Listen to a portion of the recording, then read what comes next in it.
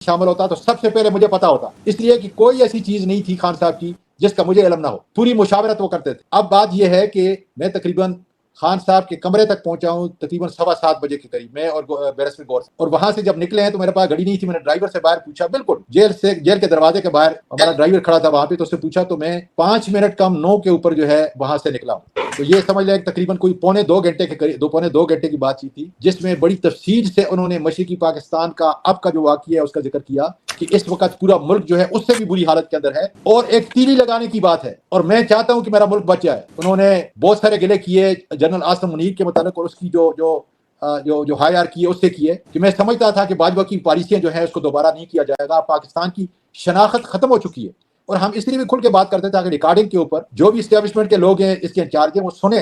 कि इस वक्त पाकिस्तान को किस चीज की जरूरत है। इस वक्त ये बात नहीं है, बल्कि मैं समझता हूं कि इमरान खान की रिहाई से ज्यादा इस वक्त, क्योंकि इमरान खान की रिहाई पाकिस्तान के वजूद से जुड़ी हुई है। इस वक्त हमने इनफरादी तौर पर नहीं, इज्तिमाई तौर पर सोचना है कि कौन एक ऐसा लीडर है, और ये अल्लाह ताला का शुक्र है कि सदी का सबसे बड़ा लीडर जो अल्लाह ताला ने इमरान खान की सूरत में, जिसके ऊपर एकरार सब, और जो लोग नहीं करते थे वो भी आज ये कह रहे हैं कि एक ही आदमी है कि जिसके ऊपर ट्रस्ट किया जा सकता है। और मेरे लिए सबसे बड़ा ये एक आप समझ लें चैलेंज था कि क्या मैं इतना बड़ा बोझ उठा सकता हूं, इसलिए कि इमरान खान की इस पूरी जद्दोजहद के अंदर, आज़ादी के अंदर मुझसे लोग मोहब्बत करते हैं। किसी मस्जिद में जाता हूं, बाजार में जाता हूं, लोग सेल्फियां निकालते हैं। मैंने खान साहब को इसका दिया, खान साहब ने कहा तुमने जाके कहना है कि तुमको मैंने बुलाया है। चल ठीक है, मैं दोबारा फिर मैं उसको रिपीट करता हूँ कि सारी चीज उसने कहा तुमने सच बोलना है। इस वक्त खत्म नबूवत का देखें, ये पॉइंट बड़ा जरूरी है। उसने कहा इस वक्त खत्म नबूवत के सारे मजहबी लोग आए, और जो खत्म नबूवत से जितनी मुझको मोहब्बत है, जो मैंने यूनाइटेड नेशन के अंदर किया, जो मैं अलकादर यूनिवर्सिटी बना रहा था ताकि पूरी रिसर्च हार्वर्ड की तरह रिसर्च हो